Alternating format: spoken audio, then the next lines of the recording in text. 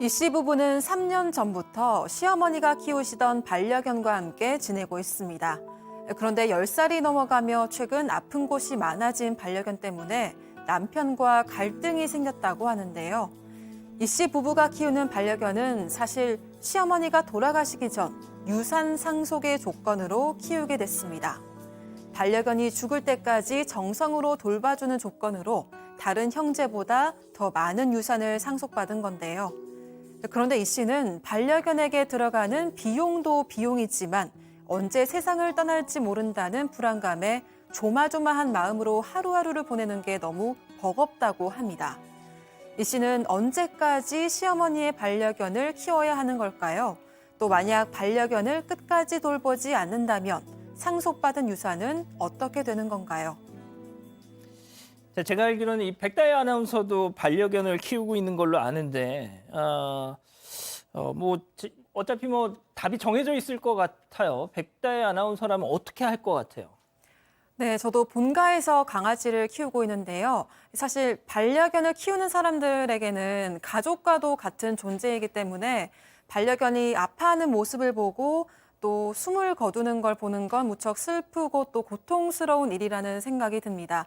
그래도 저라면 10년 넘게 키운 반려견이 마지막으로 가는 길을 가족들과 함께 곁에서 지켜주고 싶을 것 같은데요. 하지만 한편으로는 이 씨의 걱정스럽고 복잡한 마음도 이해는 어느 정도는 됩니다. 아픈 반려견을 놓고 생긴 이 씨 부부의 갈등을 별별 상담소에서 해결해 주세요. 예, 오늘 소개된 사연은 말이죠. 지난해 한 온라인 커뮤니티에 실제 올라왔던 사례이기도 합니다. 그걸 약간 저희가 조금 각색을 했지만요. 그리고 제 기억으로는 14년에 그 드라마 사랑과 전쟁에서 개보다 못한 며느리라는 제목의 그 회차가 있었어요. 비슷한 내용이 있었는데 이게 개 한 마리 가지고 이런 게 아니라 진짜 심각한 어떤 분들한테는 심각할 수도 있는 내용이라는 거. 자, 본론으로 돌아가 보죠. 그 반려견 또 리트리버던데 이 씨 부부가 언제서부터 키운 거죠? 이게 3년 전부터 키우기 시작했는데요. 시어머니가 돌아가시기 전에 이 골든 리트리버를 키웠는데 돌아가실 때 유언으로 이 강아지를 좀 잘 부탁한다 이렇게 얘기를 하셨던 거예요. 그래서 남편은 장례를 마치고 이 반려견을 데리고 왔는데요. 근데 이제 이 씨의 생각에는 반려견을 자주 봐왔기도 했고 워낙 순하기 때문에 좀 심각하게 고민을 하진 않았던 것 같습니다. 근데 막상 키워보니까 손도 많이 가고 이제 걔가 나이가 들어갈수록 점점 더 관리하기가 힘들어지는 거죠. 그 반려견을 진짜 가족이죠. 네. 변호사님. 예, 그렇죠. 특히 시어머니 같은 경우에는 이제 몸이 많이 불편한 상황에서 사실 지방에서 혼자 머무르시기는 안 좋은 상황에서 자녀들이 같이 올라와서 함께 지내십시다라고 해도 저는 그냥 자신이 사시던 집에 머물면서 반려견에만 그렇게 의지를 하셨다라는 거예요. 나중에 건강이 나빠질수록 나는 떠나는 건 괜찮은데 나 떠나면 우리 반려견은 어떡하냐 이 걱정이 더 크셨다라는 겁니다. 지금 마당을 아예 그냥 반려견 집으로 꾸며놨을 정도로 골든 리퍼들은 또 리트리버는 대형견이잖아요. 예. 넓은 데서 막 마음껏 뛰놀 수 있게 해주면서 대신 조건으로 내가 그러면 걱정하다 못해 시어머니가 이렇게 남긴 거예요. 반려견을 돌봐주는 자녀에게 더 많은 재산을 주겠다라고 그걸 또 유언으로 남기셨어요. 자, 여기서부터 중요한 거. 그래서 상속받은 액수가 얼마? 수억 원의 현금을 좀 더 많이 받았다고 합니다. 그 이유가 뭐냐면 이 남동생의 안에 이 동서죠. 이 동서가 동물 알레르기가 털 알레르기가 있었나 봐요. 그래서 키울 수 없는 상황이고 그렇기 때문에 조금 더 많이 받는 거에 대해서 좀 불만은 없었다고 합니다. 자, 그런데 소장님 네. 진짜 알레르기도 그렇고 한 번도 이렇게 반려동물을 키워본 적이 없는 사람이 덜컥 이렇게 맞다 보면 솔직히 네. 한 생명을 책임진다는 건데 이게 네. 좀 보통 일은 아니긴 하잖아요. 저 이제 주변에도 보면 나는 정말 절대로 개는 못 키워, 고양이는 못 키워 이렇게 아주 그냥 난 다시 태어나도 못해 이렇게 얘기하시는 분들이 있어요. 키우다 보면 정이 들지만 어쨌든 맨 처음에는 굉장히 힘들었던 것 같아요. 오늘의 이 주인공 여성도 금붕어 한번 키워본 적이 없는데 갑자기 이제 아파트에서 또 대형견을 키우려고 하니까 여러모로 힘은 들었던 것 같습니다. 그러니까 시어머니랑 정들었던 이 개가 한동안은 좀 우울해하기도 하고 집에 적응도 못하기도 하고 이래서 가족들하고 적응하는데도 좀 시간이 걸렸고요. 그리고 이제 크기가 너무 크니까 그 아파트 안에서 이렇게 움직이면 자꾸 이제 물건들이 뭐 쓰러진다거나 이런 문제도 있고 또 집에 혼자 있을 때는 이제 짖었나 봐요. 그럼 이제 주변 사람들의 이웃의 민원도 들어오고 뭐 이런 것들이 사실은 한 번도 강아지나 이렇게 고양이를 키워본 적이 없는 이 여성한테는 상당히 스트레스로 작용한 것 같습니다. 진짜 제가 이 리트리버의 이름의 어원이 리트리브가 이제 뭐 회수하다, 되찾다 뭐 이런 뜻이잖아요. 그러니까 사냥견으로서 그러니까 총을 맞고 이렇게 있는 총을 맞아서 떨어져 있는 이 사냥감을 물어서 주인한테 가져다 주는 이거에 워낙 이제 특화되어 있는 녀석이라서 이름 자체가 리트리버가 됐다는 거예요. 그러다 보니까 항상 뭘 물고 막 이렇게 뜯고 하는 게 이 본능적으로 있어가지고 뭐 강아지들이 대부분 그렇지만 특히나 그래서 이 교육이 제대로 안 된 리트리버 같은 경우는 그냥 가정집에 딱 들어가면 온 집안을 그냥 난장판으로 그래서 이름은 천사견이지만 네. 유독 그렇다는 거예요. 그래서 유기견 중에서도 리트리버가 되게 많다는 거예요. 그걸 감당을 못 해가지고 제가 공부 좀 했습니다. 네. 왜 웃으세요? 네, 아무튼 그게 중요한 게 네. 아니고 자 그래서 지금 이 씨가 데리고 온 리트리버가 8살인데 그러니까 뭐 고양이도 그렇지만 이 기자 고양이 키우지만 네. 이제 10살 넘어가면 그때부터 사람 나이로 치면 완전히 고령이잖아요. 어르신이잖아요. 그렇습니다. 네네. 아픈 데도 많고. 네, 특히나 이제 작은 강아지들에 비해서 대형견이 좀 그런 시기가 빨리 온다고 하더라고요. 이제 반려견들이 아프기 시작하면 그때부터 정말 병원 갈 때마다 수십만 원에서 뭐 수백만 원 들기도 하고 그리고 관리가 더 어려워지는 건데 그런 시기가 이 씨한테 생각보다 빨리 온 겁니다.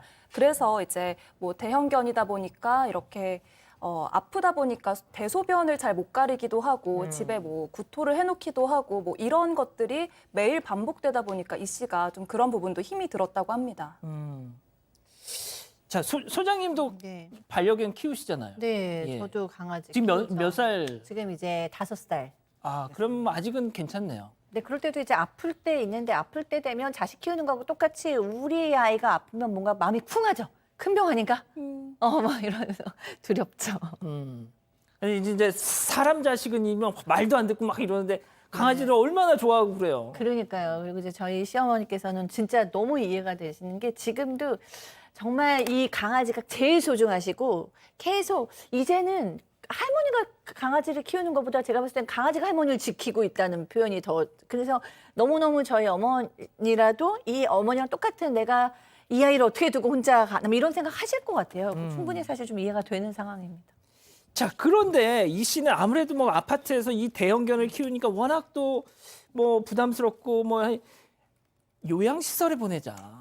그러니까 사실 이 씨가 이 생각을 한 게요. 힘들기도 힘들지만 이 씨 입장에서 생각해 봤었을 때는 이런 식으로 아파트에 머물게 하는 게 오히려 걔한테 몹쓸짓하는 거라는 생각도 들었던 거예요. 그러니까 제대로 돌봐주는 게 아닐 수도 있으니까 요양시설하거나 안락사를 한번 고려해보자라고 남편에게 얘기를 했다라는 예. 건데 남편은 그냥 말도 못 그러겠다는 거예요. 왜요? 남편 입장에서는 이 반려견이 자신의 어머니의 임종을 지켜주는 아이잖아요.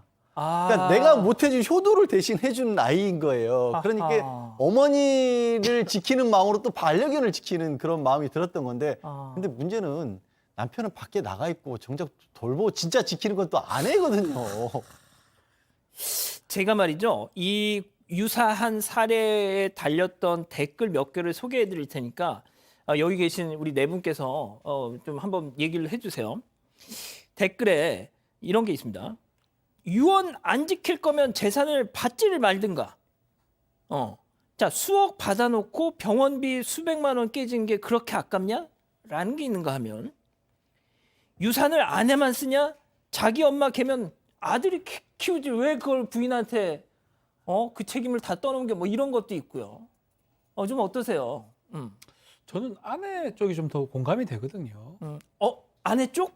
그러니까 이제 뭐좀 야, 이 댓글창에서 욕 많이 드실 것 같은데. 둘 다 공감이 되지만 약간 갑자기 더 태세 전환. 이제 나중에 또 법률 얘기를 좀 하겠지만 예.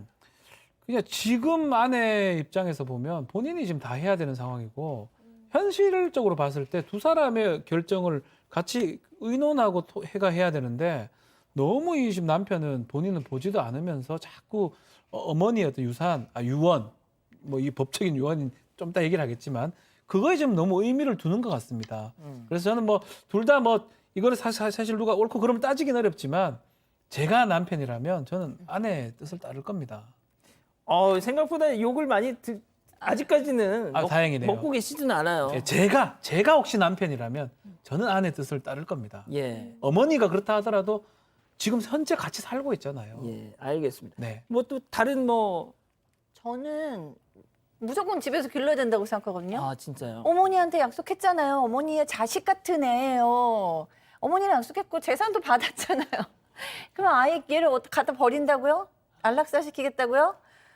진짜 사랑아. 몇 년 사셨으면 정드셨을 텐데. 안락사는 안 시킵니다. 그 얘기 나왔거든요. 지금 안락사 시키자고까지. 말만 그런 거죠. 그걸 시킬 수도 있고 저 아이고. 시키자고 봤어요. 두 분 투샷 좀 잡아주세요. 그러진 않습니다. 아니야, 그럴 수도 있어요. 안락사는 안 시킵니다. 안락사 시킨 사람 안락사는 많습니다. 절대 안 시킵니다. 뭐, 아니에요, 시키실 절대 수도 안 있어요. 시킵니다. 그럼 예. 전 진짜 그건 반대고 어머니한테 신의를 지키고 강아지도 가족이잖아요. 그럼 안 되시는 거 아닌가? 아니 뭐 양 변호사님 의견 없으세요? 아니 뭐 두 분이 다 얘기를 하셨어요. 진짜? 저는 발을 살짝 빼겠습니다. 야, 하여튼 진짜 제일 영리해, 하여튼 진짜. 얄미워 죽겠어. 자, 그러면요 이쯤에서 별별 상담소 오늘의 궁금증 짚어보죠. 자, 반려견 보살피라는 시어머니의 유언. 이거 언제까지 지켜야 할까요? 자, 이제 유언, 법적인 유언하고 유지가 있어요. 예컨대 양지 바른 곳에 묻어다오. 어떻게 다오. 우리가 민법상 의미 있는 유언은 뭐 그 형식도 갖춰야 되겠지만 형식도 아주 복잡합니다. 중요한 거는 유언 사항들이 정해져 있습니다. 재산 사항이라든지 아니면 뭐 친생 부인 뭐 이런 것도 정해져 있어요. 네 아들이 맞다 아니다. 몇 가지 유언 사항들이 정해져 있는데 동물을 키워라 안 키워라 이거는 유언 사항은 아닙니다. 그렇기 때문에 사실은 법적인 의미가 있는 유언이라고 보기 좀 어렵지 않나 생각이 듭니다. 양 변호사님, 그러면 그냥 단순하게 생각하면 약속 안 지켰으면 토해내야지라는 뭐 예. 이제 박 변호사처럼 볼 수도 있고요. 대신에 이제 금액을 더 주기로 했기 때문에 조건이 달린 유언이라고 볼 수도 있어요. 그래서 근데 이게 법적으로 따지면 뭐가 문제냐면 그럼 어머님이 끝까지 보살피란 얘기가 집에서 자연스럽게 명을 다할 때까지 끝까지냐 아니면 이게 아이가 너무 상황이 안 좋으니까 요양시설에 보내는 것도 끝까지로 볼 수도 있는 거잖아요. 그래서 일단 그 판단이 너무 어려운 상황이고 게다가 그 판단을 누가 하는지 알아요? 여기서는 아이러니하게도 유언 집행자가 이 조건이 다 충족이 됐는지 아닌지를 유언 집행자가 판단하는데 유언 집행자가 또 장남이 되는 거예요. 그러니까 자기가 이걸 조건을 지켰는지 안 지켰는지를 장남이 판단할 수 있기 때문에 사실은 크게 의미 있는 다툼이 되기는 어렵습니다. 뭐 저는 사실 이게 유언으로 거의 의미가 없다고 보거든요. 격식 다 갖춰야 됩니다. 예컨대 뭐 자필 증서로 하든지 5가지 방식이 된다든지. 그러니까 양 변호사님 말씀이 기분 나쁘시다. 아니요, 너무 좋은데 예. 허허, 이거 큰일 날. 반박을 아니 조금 해야 부모님이 될것 같아요. 남겨놓은 그 조건을 따라서 유지죠, 지키라고 한 유지. 건데 양지 바른 곳에 묻어달라. 다르다니까요, 박 변호사님. 가급적이면 그거랑은. 그렇게 해주면 좋지만 그것을 법적으로는 뭐 저는 정확하게 아직 사례에 나오 있지는 않지만 따르면 좋지만 법적인 의무가 에이, 있는 어머님이 돌아가시면서 조건을 달았는데 박 변호사. 야, 지금 채팅창에 박변 너무 실망. 막 욕이 막 지금 무수히 쏟아지고 있습니다. 가만 들어보면 양 변호사 말도 맞는 것 같습니다. 예. 네. 아니 오늘부터 연기만 하라는 댓글도 달렸는데 연기만 해라. 연기만 하시라. 변호사 하지 말고 네. 알겠습니다.